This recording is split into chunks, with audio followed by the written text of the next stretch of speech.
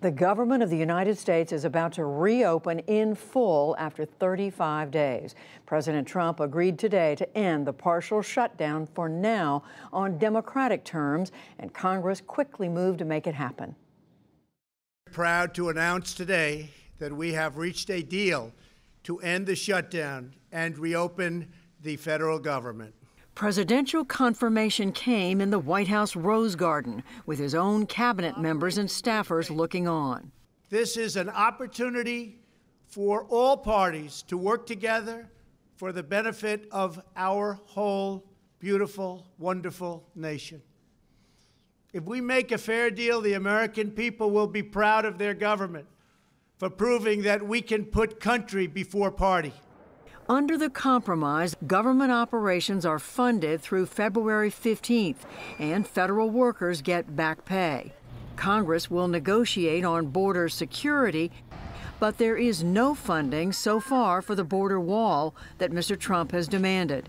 He insisted today he's not giving up on that demand. We're going to work with the Democrats, we're going to see. And if we can't do that, then we'll do, obviously, we're going to do the emergency, because that's what it is. It's a national emergency. At the Capitol, Democratic leaders welcome the development. As Democrats have said all along, the solution to this impasse was separate funding for the government and then go over our disagreements from border security. And ultimately, this agreement endorses our position. I do have to say I'm optimistic.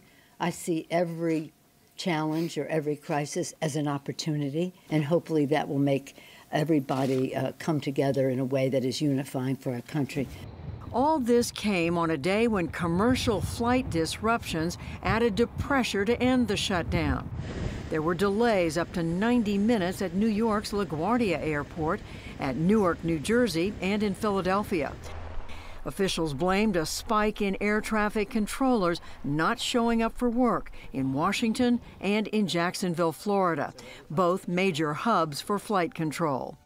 The disruption hit as controllers and thousands of other federal employees missed a second paycheck today. And the Washington Post reported thousands of employees at the Internal Revenue Service have not been showing up, despite being ordered back to work. Now, some 800,000 federal employees can look forward to returning to work with pay for at least the next 3 weeks. And we turn now to our own Yamiche Alcindor and Lisa Desjardins for more on today's sudden end to the shutdown. So, Yamiche, to you first. The president has said for 35 days he would not give in unless there were wall funding. What made him change his mind? Well, it's clear that the president completely gave in, and gave in on Democratic terms. For 35 days, he says, I'm not going to open up the government without wall funding. And then today he did just that. White House officials tell me that the president was moved because rank-and-file Democrats assured him that they were going to pay or vote for wall funding for him, and that they were essentially going to give him the money down the line. That said, they won't name exactly who those Democrats are, so it's hard to check whether or not that's actually clear. What we do know is that there was pressure mounting on President Trump. First, there are polls that were showing that the majority of Americans were blaming Donald Trump and Republicans for the shutdown. There was also this idea that these issues at the airport were really coming to a fever pitch, and unions were saying safety is at risk here. And then lastly, of course, the big one, federal workers missed another paycheck today, and people were wondering, when is this finally going to end? Now, the White House tells me that federal workers are going to be paid within 4 to 5 days. So the president here was backed into a corner and caved. So, Lisa, what's a Democrat's view of this? How do they believe this came around? And what is the game plan for the next 3 weeks?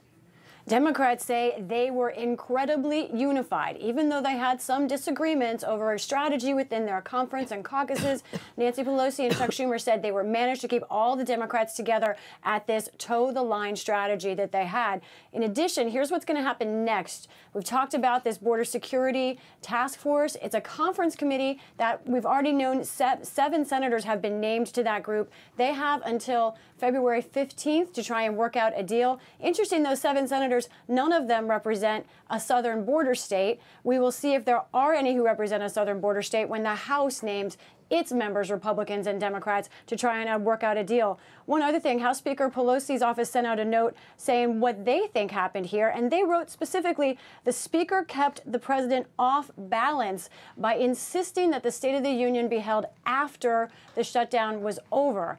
An update on that, House Speaker Pelosi said today that still there is no date for the shutdown, for the State of the Union. And I'm told by people here that it is almost logistically impossible for it to happen by next Tuesday. Chances are it will be delayed, even if government reopens before then, as it looks like it will. And one last note, I chased after Speaker Pelosi and Leader Schumer to ask them about federal contractors who are not slated to get back pay yet, Judy. They both said it's on their minds and they are working to try and do something for them. So we'll keep on top of that.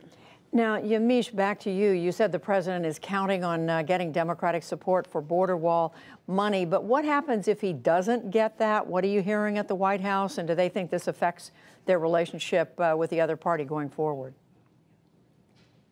Well, for 35 days, President Trump has been dangling this idea that he would declare a national emergency. Now we know for 21 more days, he's going to be dangling that same national emergency. He says that he's going to try to work with Democrats, but that if he cannot reach a deal where he will get funding for the wall, that he will declare a national emergency. It's important to note that the president taking that step would not just be a big deal because of the way that he would get the money, it's also because it would be a big deal because of the way that it would set a tone for the way that he's going to deal with a democratically controlled House. This is a president who has had all sorts of issues dealing with Democrats, and now he might be saying, you know what, I'm going to declare emergency for this. There are some people that are wondering, does that mean that he's going to declare a national emergency for some other issue like infrastructure or other things? It's important to note that the president is also getting some pushback from the deal that he struck today. A conservative writer and author, Ann Coulter, tweeted out today that the president was a wimp. So the president here is really trying to think, how am I going to strategize? How am I going to deal with Democrats going forward? Fast-moving events. Yamiche Alcindor, Lisa Desjardins, thank you both.